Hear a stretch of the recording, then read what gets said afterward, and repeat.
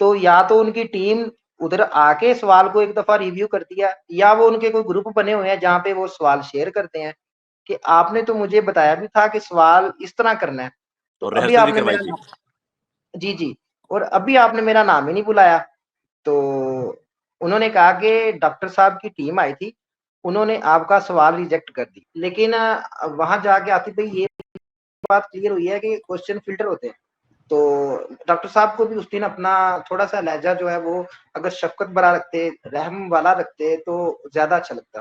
دوستو السلام علیکم. امید ہے آپ سب بخیریت ہوں گے اور امید ہے آپ سب ایک اچھا اور بھرپور دن گزار رہے ہوں گے. میں ہوں عاطف توقیر. دوستو بہت دن پہلے کی بات ہے جب میں ریڈیو پاکستان میں ہوا کرتا تھا. اس وقت ایف ایم نیا نیا آیا تھا اور ایف ایم پر ایک پروگرام ہوا کرتا تھا.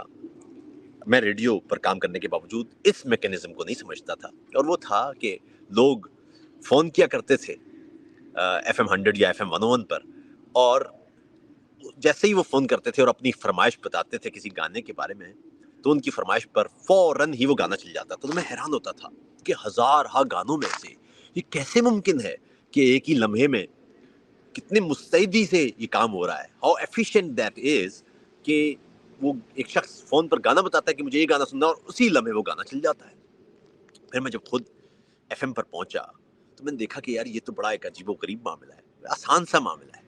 ہم پروگرام شروع کرتے ہیں اور ایک گانا لگا دیتے ہیں. جب ہم گانا وہ چل رہا ہوتا ہے 3-4 منٹ کا, اس بیچ میں ہم ایک کال لیتے ہیں.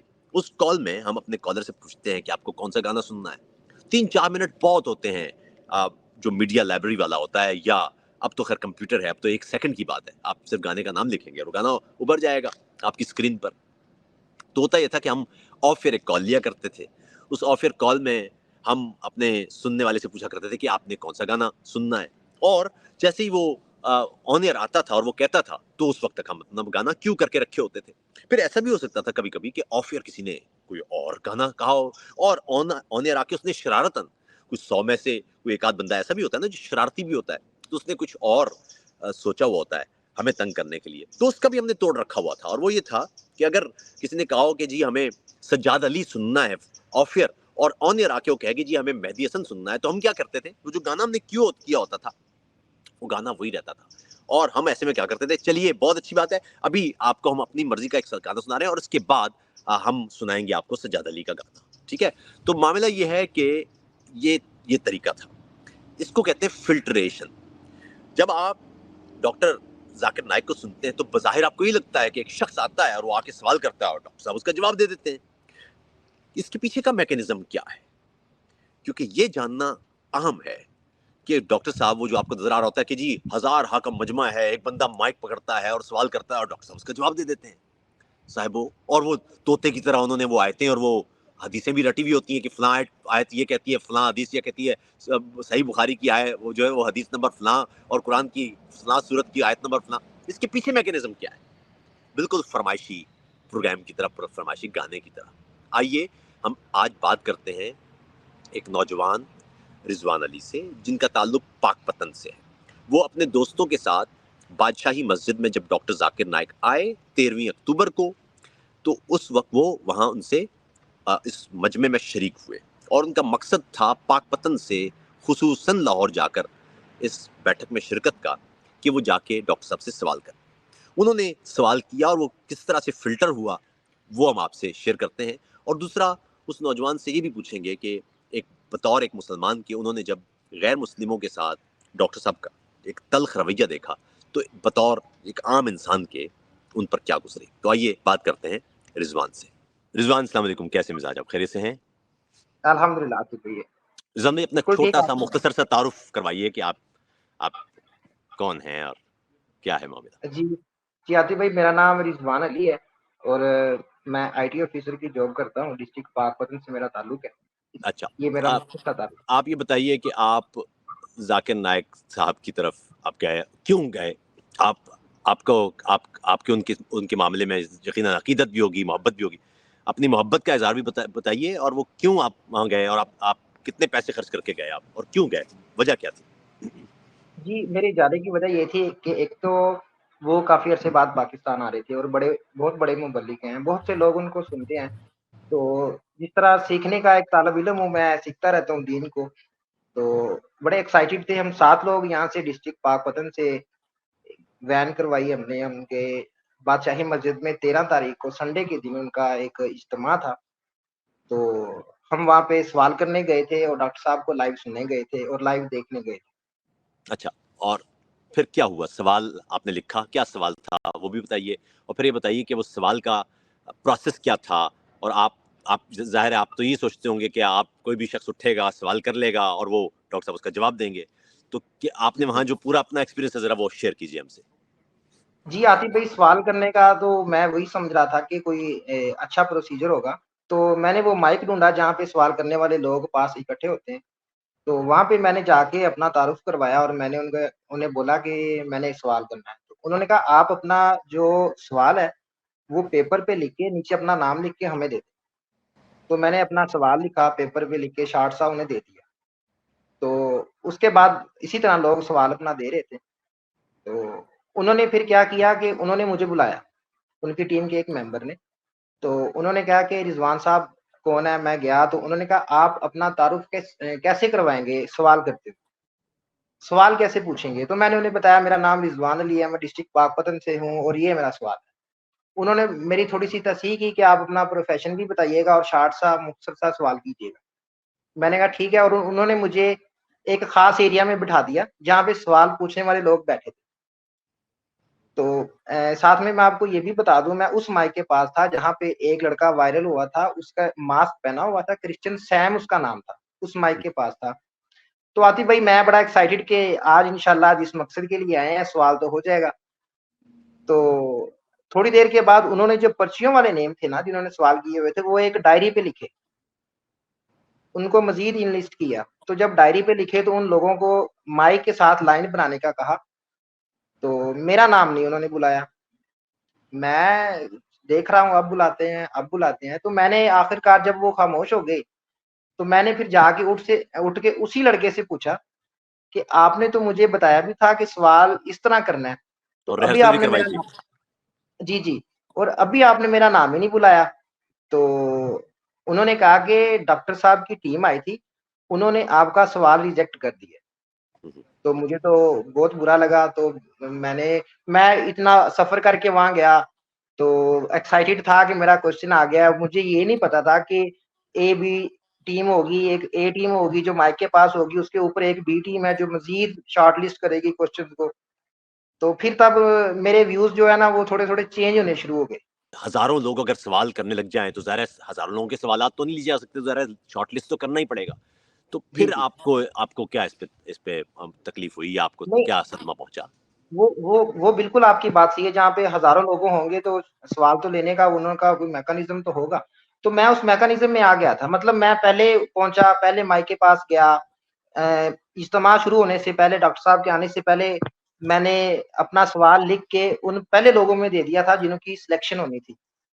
تو اچھا، میں ان تو یہ بتائیے سوالوں کی آپ کی نظر میں سوالوں کی سلیکشن کیسے ہوتی ہے؟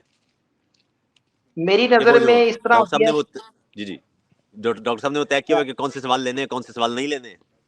جی تب میں نے ذرا جا کے جب اپنی آنکھوں سے دیکھا تو مجھے لگا کہ آج کل واٹس ایپ کا دور ہے. تو یا تو ان کی ٹیم ادھر آ کے سوال کو ایک دفعہ ریویو کرتی ہے، یا وہ ان کے کوئی گروپ بنے ہوئے ہیں جہاں پہ وہ سوال شیئر کرتے ہیں، یا ان کی ٹیم کو پتا ہے کس طرح کے سوال لینے ہیں اور کس طرح کے نہیں لینے. میں پھر یہ کہوں گا کہ دیکھیے ہو سکتا ہے کہ یہ بھی ایک طریقہ ہے بہت، کیونکہ ابھی اس وقت جو ڈاکٹر صاحب کے بہت سارے مداح ہوں گے وہ آپ پر ظاہر تنقید کریں گے. وہ کہیں گے کہ دیکھیے یہ بھی ایک ہو سکتا ہے نا ایک پروسیجر ہو کہ سب سے پہلے کوئی 100 لوگوں کے سوالات ان کی لسٹ بنائی جائے اور اس کے بعد پھر جو کام کے سوالات ہوں 10 یا 15 وہ لیے جائیں. یہ تو نہیں ہو سکتا کہ 100 لوگوں کے سوالات لے لیں اور وہ 100 لوگ جو ہیں وہ پھر تو ڈاکٹر صاحب تو جواب نہیں دے سکیں گے. تو اس کا کیا جواب ہے آپ کے پاس؟ جی میں یہ کہنا چاہوں گا، میں بھی ڈاکٹر صاحب کا فین ہوں، اسی لیے میں ان کے پاس گیا تھا. تو میں ان سے سیکھنے کے لیے گیا تھا. تو ایکچولی وہاں پہ ماحول اس طرح کا تھا کہ میرا سوال آلموسٹ 90% فائنل ہو چکا تھا، لیکن انہوں نے ان کا کرائٹیریا کیا ہے یہ مجھے ایگزیکٹ نہیں پتا، وہ کون سا سوال لیتے ہیں کون سا نہیں لیتے. لیکن وہاں جا کے آتی بھائی یہ بات کلیئر ہوئی ہے کہ کوشچن فلٹر ہوتے ہیں. صحیح. اچھا تو یہاں یہ پہ امپورٹنٹ لڑکوں بات. کو جی جی اچھا اگلا سوال، آپ نے وہاں پر ایک نارمل ایک عام مسلمان اس کی طور پر میں آپ سے جاننا چاہتا ہوں. ایک نوجوان ہے آپ آپ ظاہر ہے انٹرنیٹ بھی آپ کے سامنے ہے، سوشل میڈیا آپ کے سامنے ہے، آپ دنیا دیکھتے ہیں اس کھڑکی سے وہاں پر کرسچنز اور دیگر غیر مسلم تھے. بطور مسلمان آپ دیکھ رہے تھے کہ وہ ایک مسلم مبلغ سے سوال کر رہے ہیں. ایک عام آدمی جس کا کوئی جو ایک ڈاکٹر صاحب کا ایک مدعا ہے وہ دیکھ رہا تھا یہ سب. آپ کو کیسا لگ رہا تھا جب وہ غیر مسلموں سے گفتگو کر رہے تھے ڈاکٹر صاحب؟